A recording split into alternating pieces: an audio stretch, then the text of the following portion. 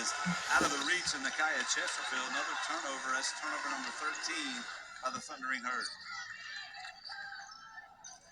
Southern Miss needs to capitalize once again. Southern Miss has connected on their last 3 shots.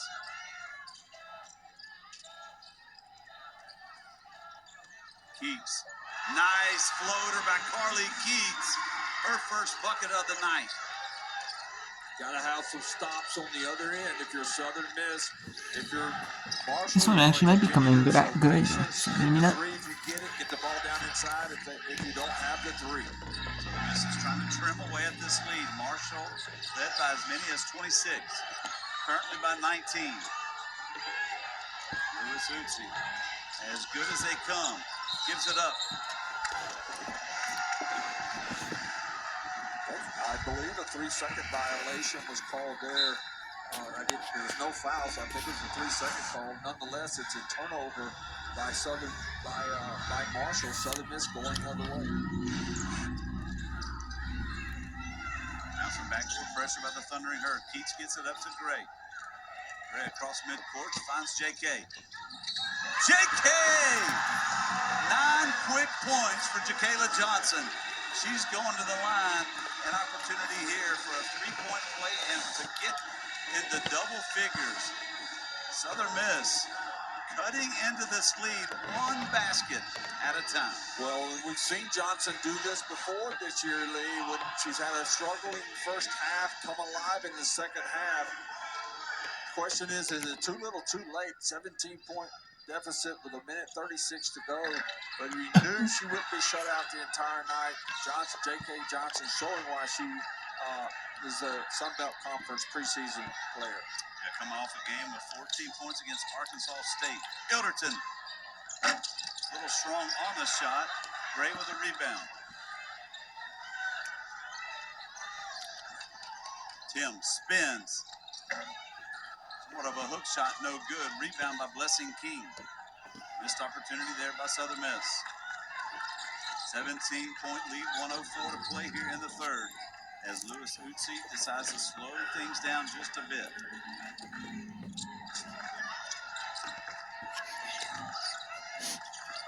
Ilderton's pass inside. Williams draws a double team. Ilderton gave it a look, 4 to shoot. Here's King, off the glass, no good. Excellent job on the defensive end, that time by Southern Miss. Really good job, but Marshall got a shot right there at the end of the shot clock as it was winding down. Just missed the shot down inside. I thought they were going to get everything they wanted out of that trip, run a lot of clock, and then get the basket. Southern Miss was able to get the rebound, go the other end. Nice block there by Marshall, that time by Lewis Utsi.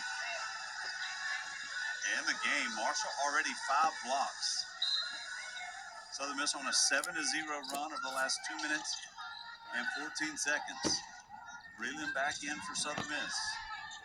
JK with it, being guarded by Yeast. A little help from Hart.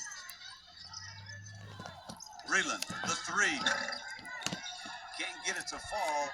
King the rebound. Well, Southern Miss needed that one badly with 15 seconds to go here in the third. Here's Ilderton. An opportunity here for Marshall to have the final shot of the third. Yeast steps through. Ball knocked out of bounds. It'll be Marshall ball with 2.3 seconds remaining as Tamaya Lewis Utsi checking back in for this final 2.3 seconds of the third. There you see J.K. Johnson going off as if laboring there. And again, we don't know the overall health of this team. But again, tonight just looking a little lethargic, not making excuses whatsoever. You can't take anything away. And 50-31, Marshall. Yeah, Shawnee Smith said no good. I'm sure they will take a look at this one. But once again, on the defensive end, Southern Miss comes up with a huge stop. A 17-point lead by Marshall as we head to the Oh yeah, that's no good. Marshall and Southern Miss.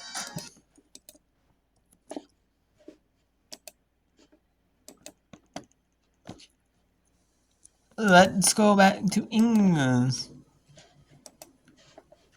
Let's actually go to Miami at Notre Dame. 50 y'all.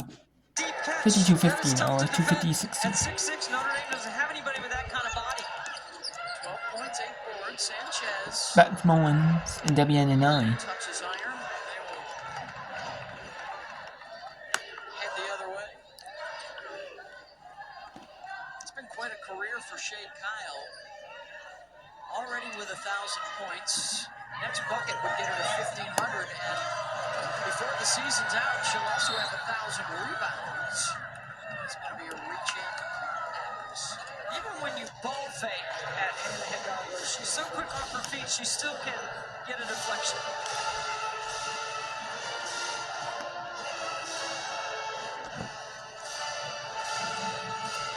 Such a good relationship between Hannah Hidalgo and E.L. Ivy. So And this way like called the band. It just makes it sound as college basketball. I like the WNBA, don't get me wrong, but college has that good. Move on. Next game. Learn some valuable lessons. Be better the next night out.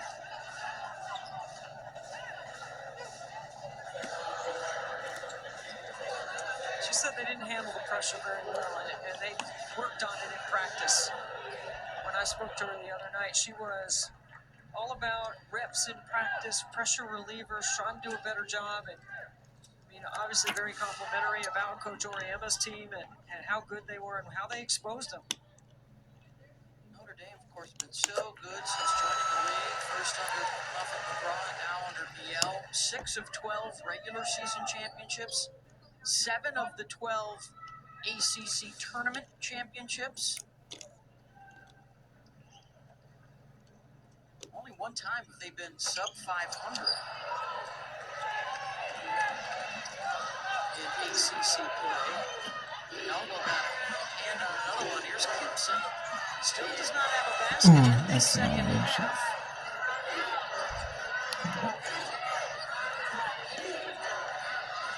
But if you're trying to do it, just do what you did. It's smart then, smart. Hidalgo gets another deflection. And will run out of real estate. And take out a cameraman on the other end of the floor at the same time. Such active hands. You got to play the game low to high. You cannot be loose with the ball. And when she's near, don't even dribble it, just pass it.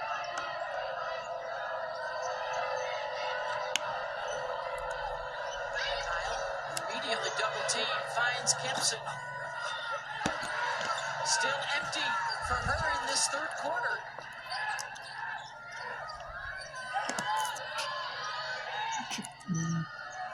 Horn zigzagging her way to an open look. Good contest by Kimpson. Adams cross court, Blazic.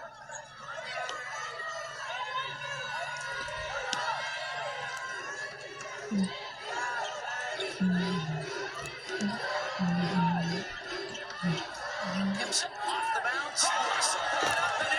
Through the traffic, 4 white jerseys. How did she even see a scene? Okay, let's go to Ingles, SoCon basketball, SoCon. Game of the other day. The game right now in the third in the women's slate. For the game day, for the match day, I guess, game day. Chattanooga 43, UNC Greensboro 37. Right there. Johnson, junior college transfer from Daytona State off the inbound, now gets it back. 0 for their last 7 for UNCG. The University of North Carolina at Greensboro Spartan against the University of Tennessee at Chattanooga Mounts. It's just their third made 3 of the game, and they're back within a tray. Eddie and Asadanya, I do feel that she makes those clutch plays when they need it most. She's come through. She's come through many times. Left elbow, Betke. Nakachova just checked in for the first time tonight, moments ago. Now Asadanya crossing over, goes under the defender. That's what Kayas Elizalde can do, is Elizalde with the drive and the bucket. She's got great body control, being able to step through right there and somehow goes under the defender, as you talked about, Pete, and being able to still get her shot off. Strong move toward the bucket, and Tasia Johnson fouled on her way to the hoop. We'll have free throws upcoming.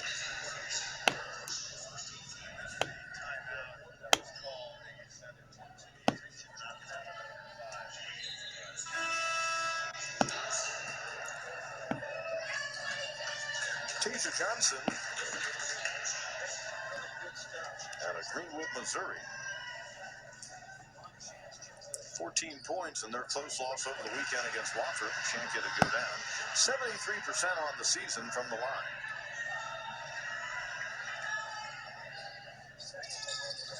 And this is two. As a team, You 7 hear the out of radio 11 on broadcast free from throws this evening.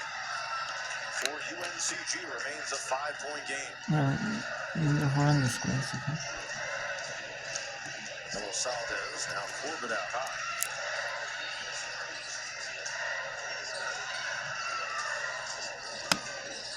Elizalde. That's a kick out. 3. Ooh, that was a good look. Corbett Oh, foul, trying to tap it in. the play though. Good ball. Tasia Johnson, personal. That'll be the first on the UNCG guard. So Gianna Corbett heads to the line. Best the Mocs have at 86%.